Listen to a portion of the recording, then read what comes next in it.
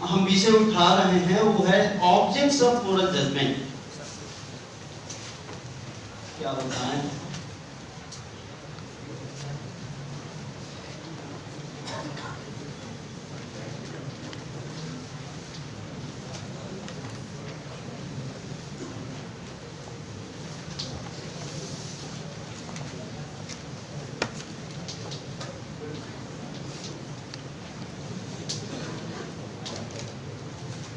दो चीजें ध्यान रखिएगा कि जब हम कर्म के आधार पर,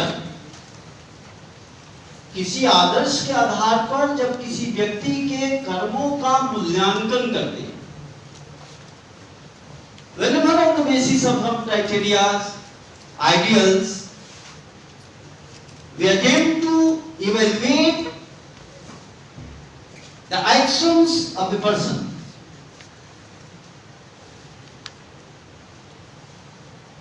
Then this kind of evaluation is known as judgment. And since this judgment is passed upon our conduct, and therefore it is known as moral judgment.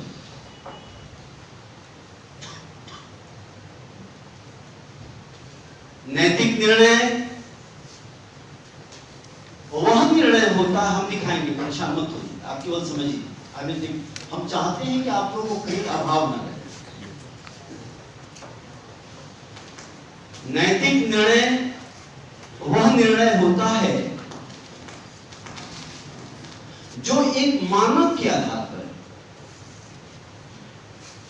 एक आदर्श के आधार पर, एक मानदंड के आधार पर हमारे कर्मों का मूल्यांकन करता है। हमारा कर्म उचित है या अनुचित है, हमारा कर्म शुभ है या अशुभ है, हमारा कर्म कर्तव्य है या अकर्तव्य है। Whenever you evaluate something, especially human conduct, human actions, on the basis of some ideals, criteria, then this process of evaluation is known as moral judgment. इसको नैतिक निर्णय कहते हैं।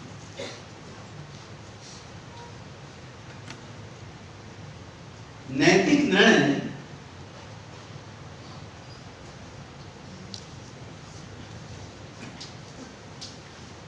कर्म के बारे में नहीं होता, बल्कि कर्म के ऊपर होता है।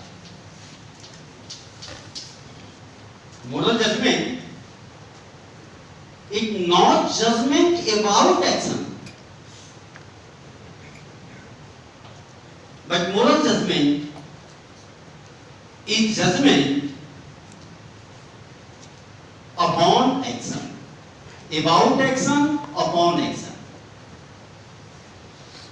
देखिए, कर्म के बारे में जब आप निर्णय देते हैं तो यहां पर हम कर्म की व्याख्या करते हैं। ए ने बी को गोली मारी, ए ने बी से झूठ बोला, उसने करप्शन किया, उसने लड़की पर व्यंग किया। बेटे, all these things, whatever I am saying, is about the judgment about कर्म। ये कर्म के बारे में जजमेंट है, अर्थात कर्म को बताया, अर्थात कर्म का एक्सप्लेनेशन दिया, कर्म की व्याख्या किया। This is not moral judgement. हो सकता है ये लाइन ही आपसे पूछ दे सिविल सर्विस में। हम जो लाइन बोलेंगे उसको ध्यान से समझते रहिएगा, क्योंकि हो सकता है वही एज इट इज लाइन आपको पुट अप कर दे। Moral judgement is not judgement about action, but it is judgement upon action. देखिए, कर्म के बारे में जजमेंट करना, कर्म की व्याख्या करना, ये एक चीज होता है। लेकिन कर्म के ऊपर निर्णय देना ये दूसरी चीज, और कर्म के ऊपर निर्णय देना ये मोरल जजमेंट होता है। जैसे आपने झूठ बोला,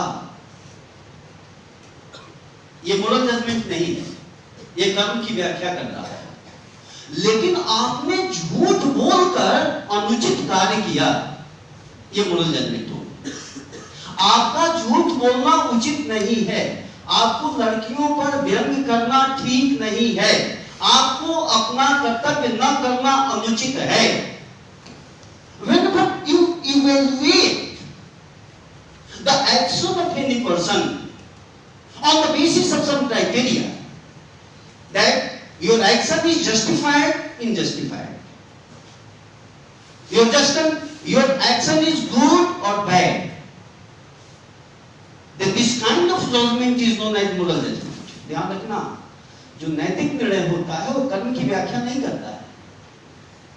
जो कर्म की व्याख्या करेगा वो फैक्चुअल हो जाएगा, वो जजमेंटल नहीं रहता है। लेकिन जब हम आपके कर्म के ऊपर निर्णय देते हैं और कहते हैं कि आपका यह कर्म उचित नहीं है, आप विद्यार्थी हैं, आप नहीं पढ़ रहे हैं, ये आप अपने कर्तव्य से स्खलित हो रहे हैं, यह उचित नहीं है। देखिए, समाज में भ्रष्टाचार है, ये मोरल जजमेंट नहीं है, ये फैक्चुअल एनालिसिस है। सोशियोलॉजी में भी ये पढ़ते हैं, पॉलिटिकल साइंस में भी करप्शन पढ़ते हैं, पब्लिक एडमिनिस्ट्रेशन में भी करप्शन पढ़ते हैं। Why philosophy is different from all other disciplines?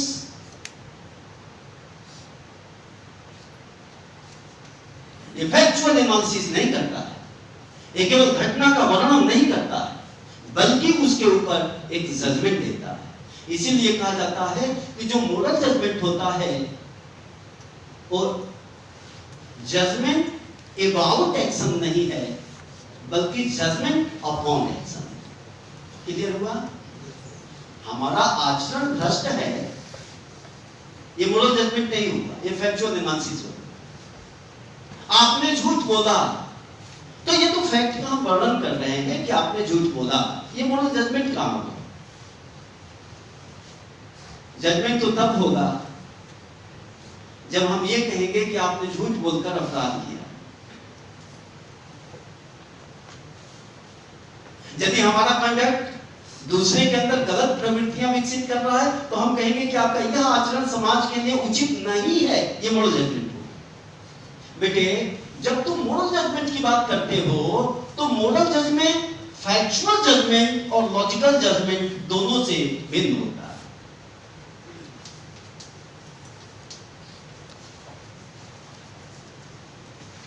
बहुत डिटेल में मैं नहीं जाऊंगा, फिलॉसफी वालों को डिटेल चाहिए, जो अन्य हमारे भाई बहने हैं उनके लिए थोड़ा कम चाहिए। मैं बैलेंस करके चलूंगा, जितना आपकी मिनिमम रिक्वायरमेंट है, और मैक्सिमम भी यही होगा।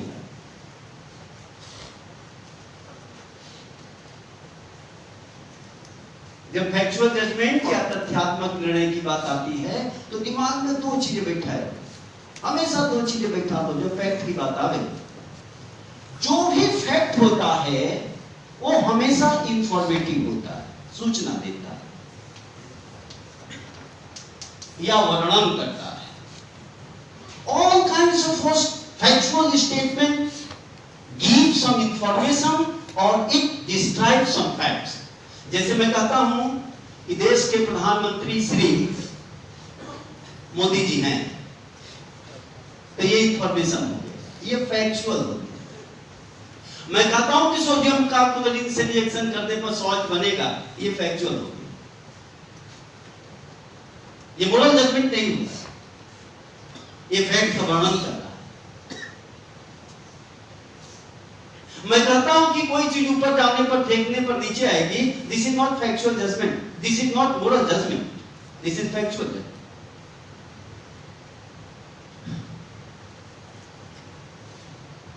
मोरल जजमेंट किसी चीज का वर्णन नहीं करता है, बल्कि इवैल्यूएशन करता है। Valuation is the essential thing of moral judgment. Whenever you evaluate something, on the basis of some criteria, then this is moral judgment. ये सूचना नहीं देगा, ये नहीं कहेगा कि देश के प्रधानमंत्री कौन है, ये कहेगा कि देश के प्रधानमंत्री मोदी जी का चरित्र अच्छा नहीं है, ये कहेगा कि मोदी जी झूठ बोलते हैं, इमोशनल डायलॉग जारी करते हैं, ये समाज के लिए अच्छा नहीं है, तो ये मोरल जजमेंट हो जाएगा। ये इंफॉर्मेशन नहीं देता, ये मूल्यांकन करता है। और बेटे जो फैक्चुअल होता है वो हमेशा ट्रू फॉल्स होता है, हमेशा ध्यान रखना। जो भी फैक्ट होगा या तो ट्रू होगा या फॉल्स होगा, तीसरी कोई पॉसिबिलिटी नहीं। आप ये नहीं कहेंगे सर हमें कुछ कुछ हो रहा है, मतलब लाभ खाएंगे, जहां कुछ कुछ होने लगा लाभ की संभावना बढ़ गई, आपको पूरा पूरा हो कुछ कुछ होगा मतलब गड़बड़ चल रहा है। तो जो फैक्चुअल एनालिसिस होता है, it is always informative and therefore it is always either true or false. There is no third possibility. बेटे जब मोरल जजमेंट की बात करते हो तो मोरल जजमेंट कभी भी ट्रू फॉल्स नहीं होता है। हम नहीं कहेंगे कि आपका आचरण सत्य है, आपका आचरण असत्य है। इसका मतलब कि हम सत्य असत्य का प्रयोग नहीं करते।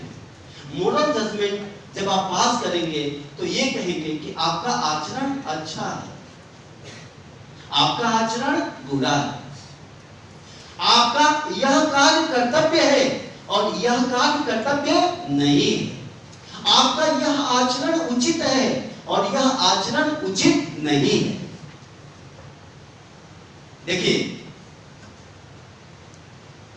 This is not factual analysis.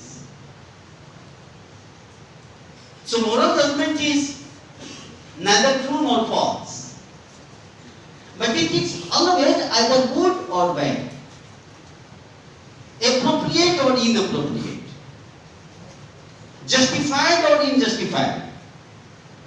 जब भी मोरल जजमेंट करोगे, जब मूल्यांकन करोगे तो फैक्चुअल नहीं होगा, इसीलिए आप कहेंगे आपका आचरण शुभ है। देखिए, तीन तरह के मोरल प्रत्यय लिए जाते हैं एथिक्स में, शुभ, उचित और कर्तव्य। आपका यह कार्य शुभ है, यह कार्य अशुभ है, तो ये ट्रू फॉल्स नहीं होगा। आपका यह कार्य उचित है, यह कार्य अनुचित है, तो ट्रू फॉल्स नहीं हुआ। आपका यह कर्तव्य है और कर्तव्य नहीं है, तो ये ट्रू फॉल्स नहीं हुआ।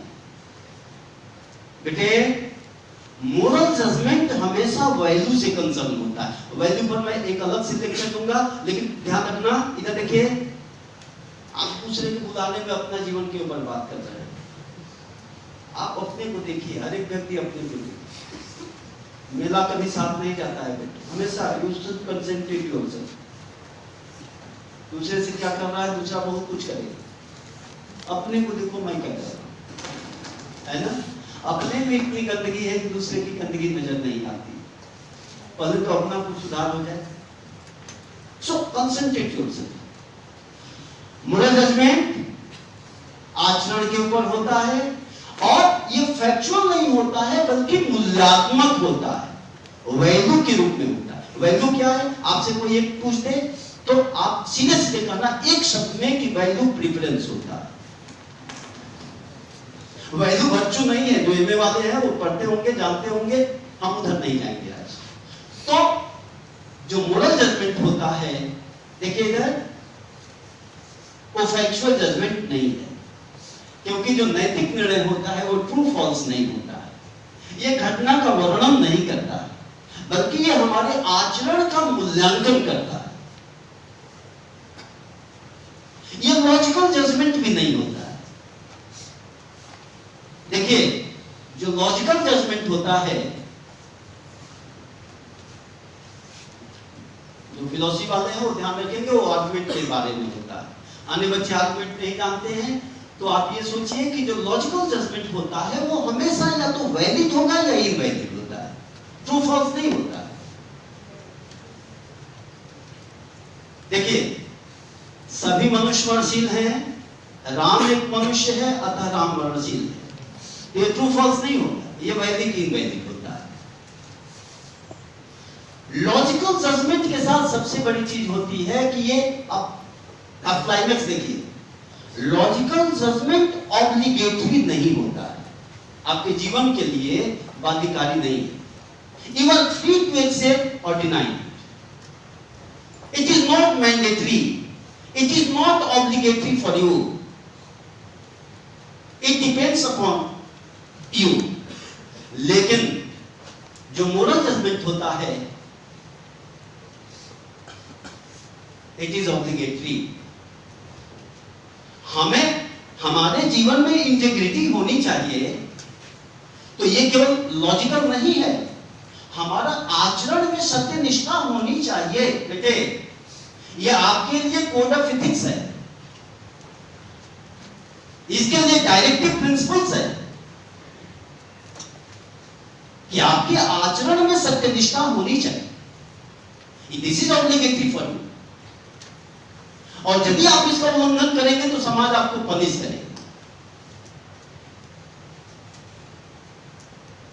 लॉजिकल नियम को आप पढ़ाइए न पढ़ाइए, कोई पनिशमेंट नहीं होती। मास्टर साहब पढ़ा रहे थे क्लास में, गंगा जी गंगोत्री से निकलती है, झमाझम ऋषिकेश हरिद्वार होते होते यही प्रयाग में खत्म हो जाती है। प्रिंसिपल साहब जा रहे थे, क्या मास्टर साहब ये क्या पढ़ा रहे हैं आप? गंगा गंगोत्री से निकलती है, ऋषिकेश हरिद्वार होकर प्रयागराज में झमाझम गिर जाती है।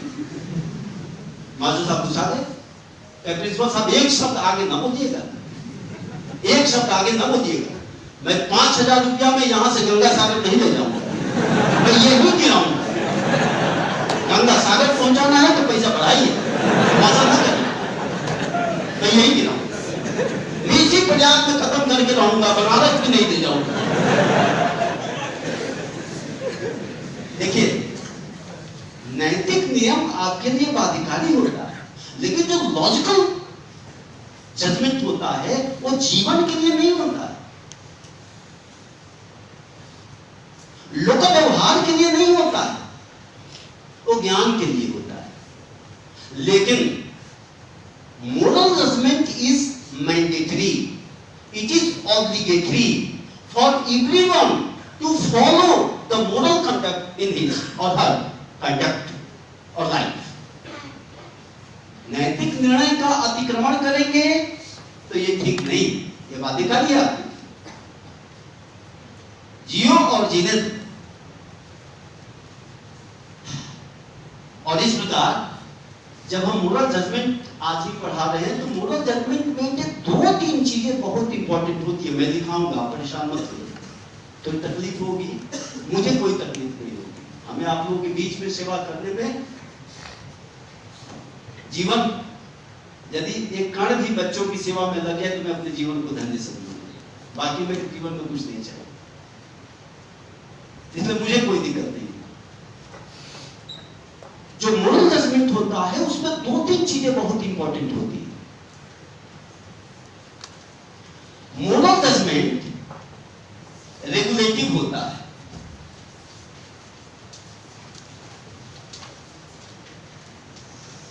ये प्रैक्टिकल होता है, ये ऑब्लिगेटरी होता है,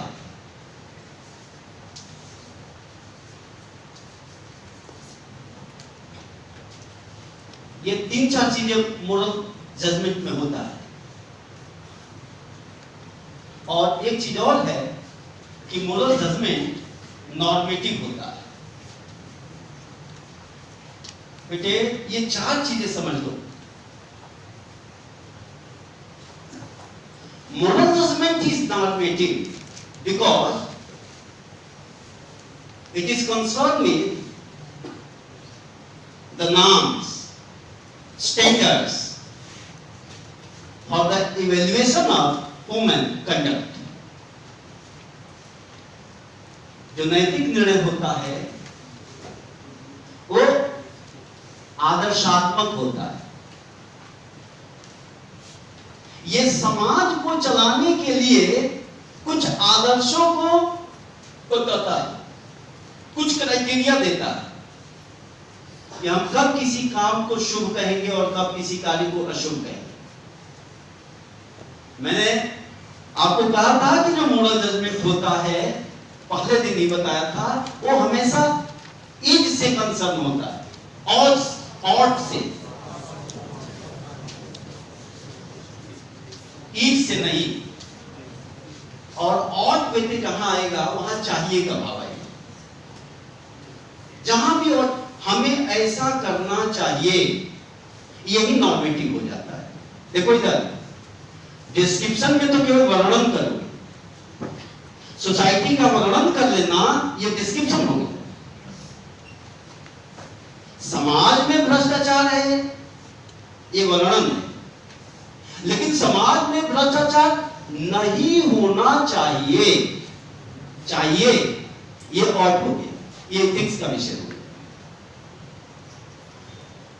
समाज में लोग झूठ बोलते हैं, लेकिन समाज में झूठ नहीं बोलना चाहिए।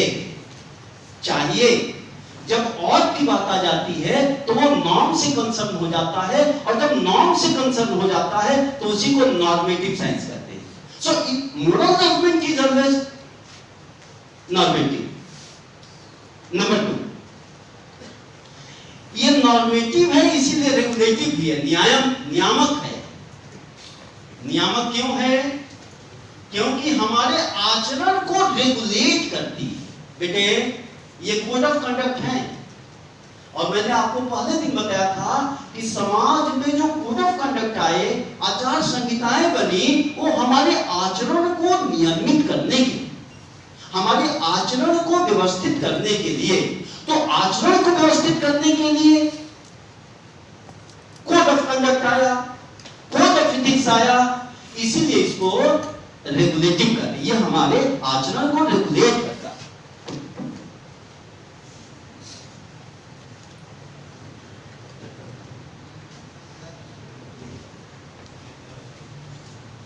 ये हमारे आचरण को रेगुलेट करता है। पंखा चला दो, वहां सारे स्विच ऑन कर दो, जहां जहां स्विच है भैया दीदी लोग के पास ऑन, एक जोड़ के ऑन कर रहे हैं। कुछ लड़के तो जानबूझकर बंद कर देते हैं, जड़ा आएगा तो ये लड़कियों वाला चला देते हैं, तड़पते। लड़कियां भी बड़ी जीवत होती है, कहती है तड़पाओगे तड़पा दो, हम तड़प तड़प के भी तुम्हारी गीत गाएंगे। देखो, ये फैक्चुअल एनालिसिस हो गया, ये मोरल जजमेंट नहीं।